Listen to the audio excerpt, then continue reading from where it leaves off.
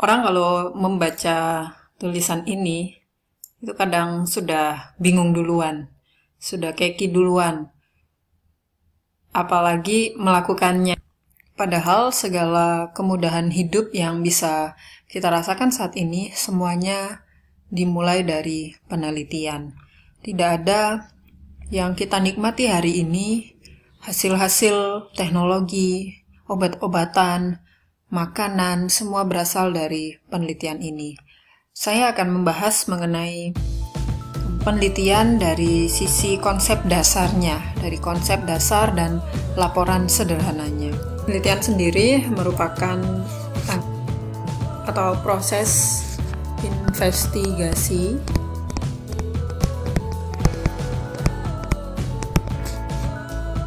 sehingga bisa menghasilkan sebuah data. Pada akhirnya akan dapat ditarik kesimpulan, sehingga penelitian merupakan proses investigasi untuk menghasilkan data dan menarik kesimpulan. Dengan langkah-langkahnya itu menggunakan metode-metode ilmiah, dikenal dengan istilah metode ilmiah, di mana metode ilmiah ini dibagi menjadi beberapa langkah, urutan langkah. Yang pertama adalah menemukan masalah.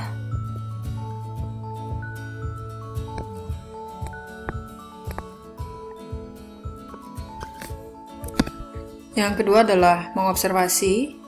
Kemudian yang ketiga, merumuskan masalah.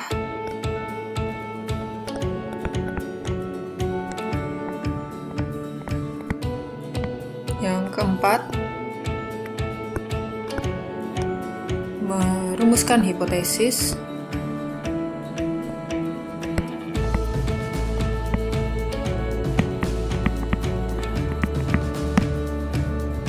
Yang kelima, mengumpulkan data.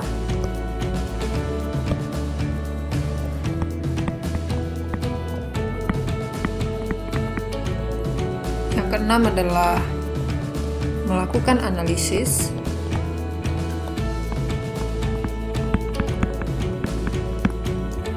Dan yang terakhir, yang ketujuh, adalah menarik kesimpulan. Semua langkah-langkah ini disebut dengan metode ilmiah dan dilakukan secara urut.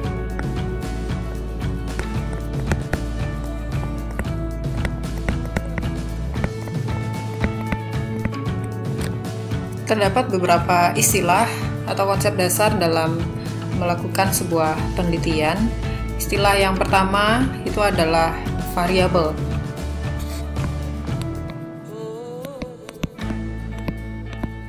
Variabel ini sendiri merupakan segala sesuatu yang ditetapkan oleh peneliti, di mana jenisnya itu ada. Yang pertama adalah variabel bebas, atau nama lainnya independent variable.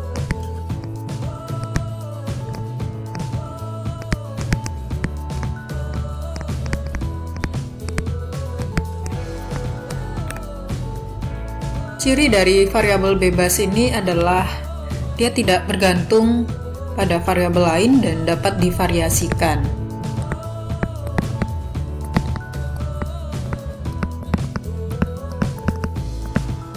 Karena dia tidak bergantung dengan variabel lain, makanya disebut dengan variabel bebas atau independent variable, variabel yang merdeka. Yang kedua, itu ada variabel terikat. Variabel terikat ini adalah dependent variable.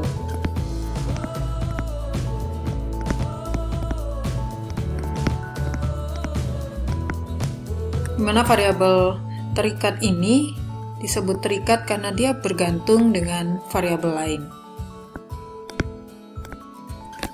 variabel lain yang menjadi pengaruh padanya adalah variabel bebas. Ini variabel yang sangat bergantung hasilnya dengan variabel bebas, dan variabel ini variabel yang dikendalikan.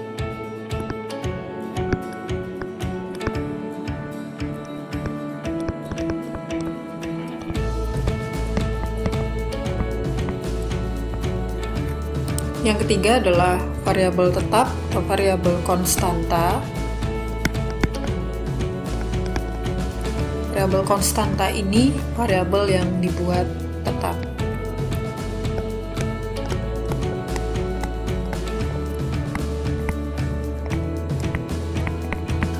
Dan tujuannya supaya kondisi dari penelitian itu adalah sama, tidak dipengaruhi oleh hal-hal yang bukan merupakan variabel bebasnya. Kemudian ada yang disebut dengan kelompok kontrol.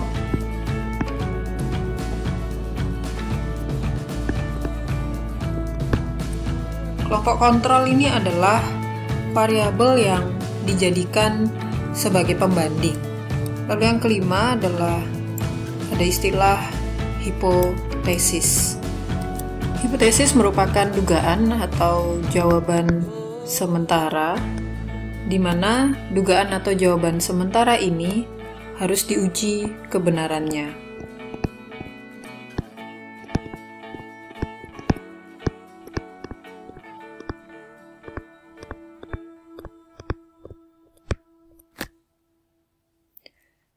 Dan nanti hasilnya itu digunakan sebagai acuan untuk menentukan langkah penelitian selanjutnya.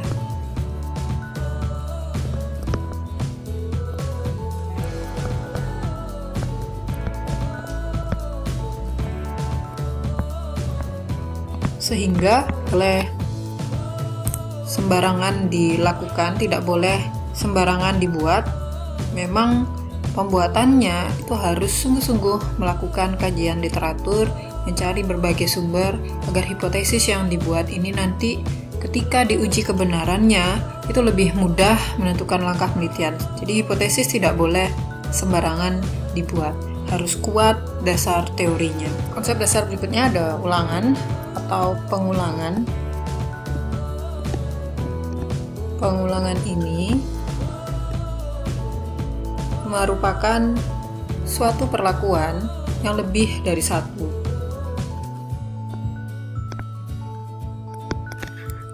Tujuan dari perlakuan yang lebih dari satu ini adalah mengurangi, meminimalisasi kesalahan.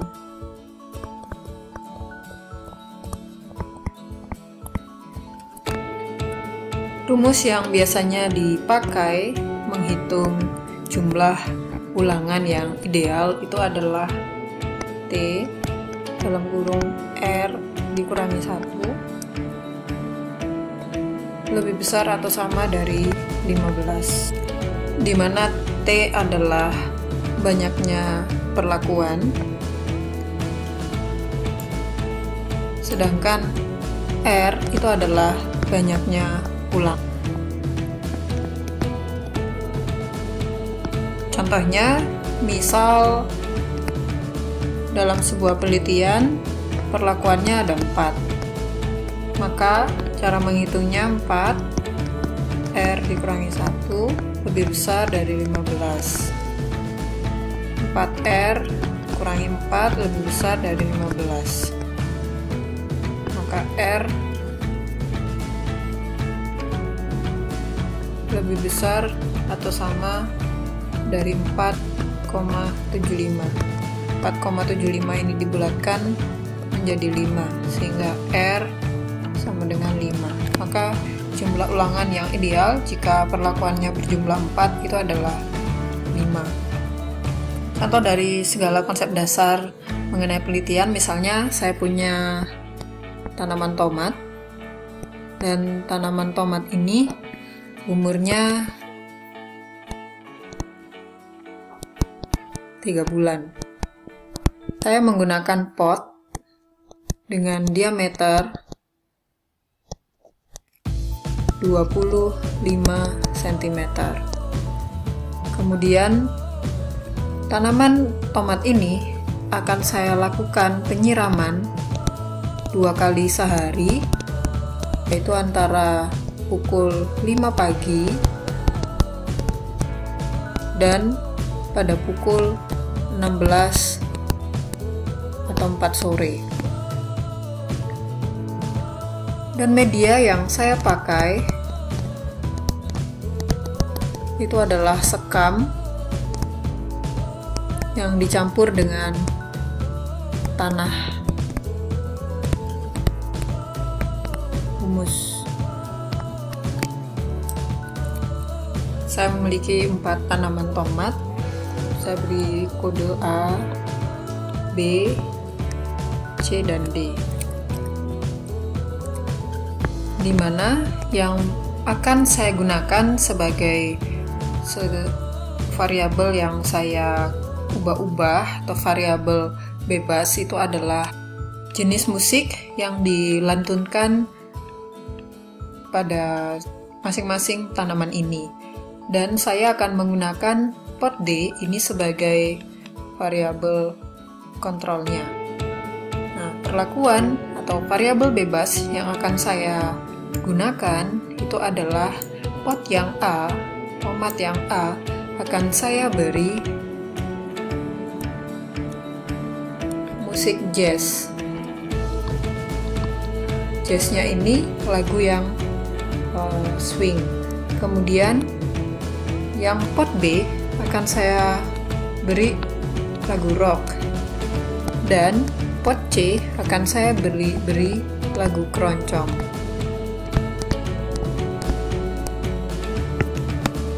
Sedangkan pot D ini tanpa musik.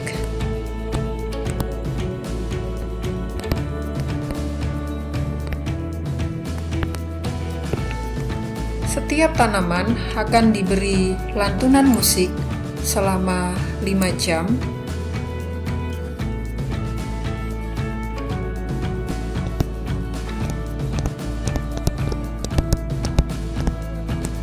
Yaitu antara pukul 10 sampai dengan 15.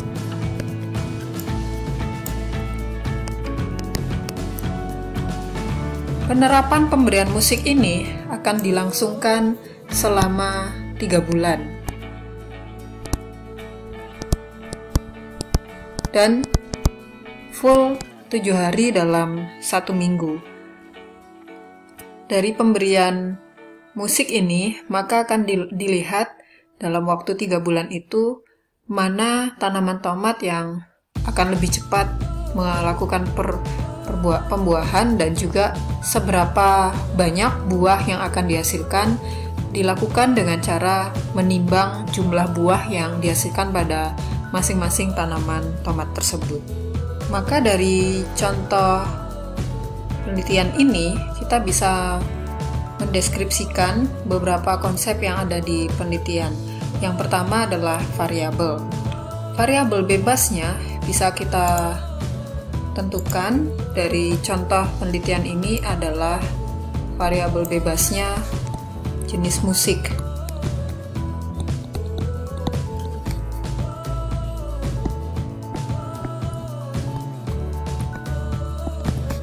Yang dilantunkan pada masing-masing tanaman.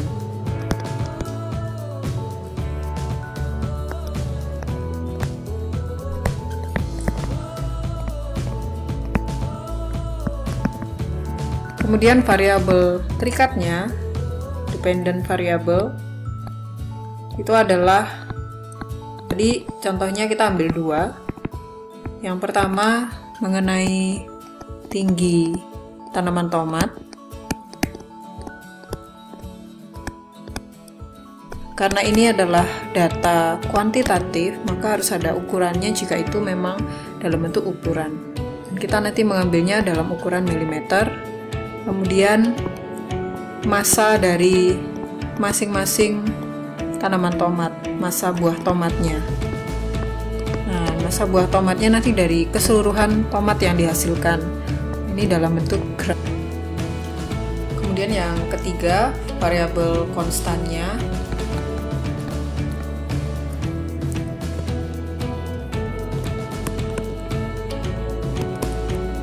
Dapat dilihat berdasarkan lama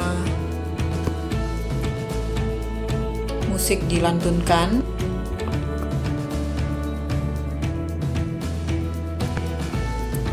Kemudian ukuran pot. Lalu ada umur dari tanaman tomat yang digunakan.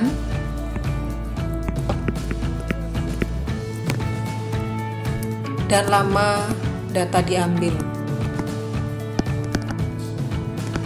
Yang merupakan variabel kontrolnya atau kelompok kontrol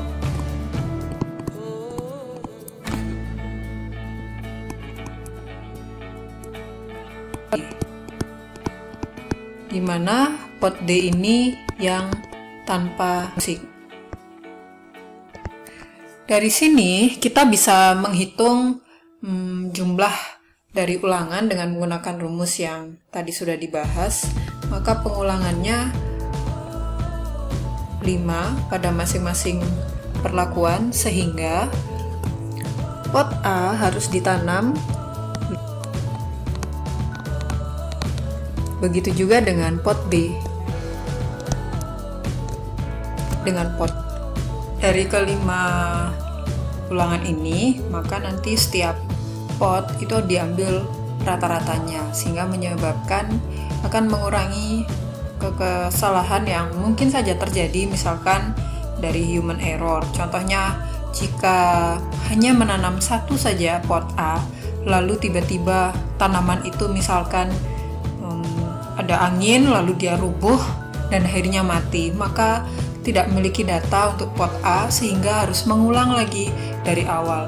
Tapi jika menanam 5, lalu misalkan ada satu mati, masih ada 4 data yang lain yang masih bisa digunakan.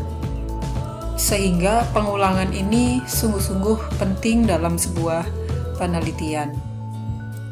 Hipotesis dalam contoh dari penelitian ini dapat dirumuskan sebagai berikut, yaitu tanaman tomat A memiliki tinggi tanaman paling cepat dan masa buah yang paling besar dibandingkan dengan tanaman lain.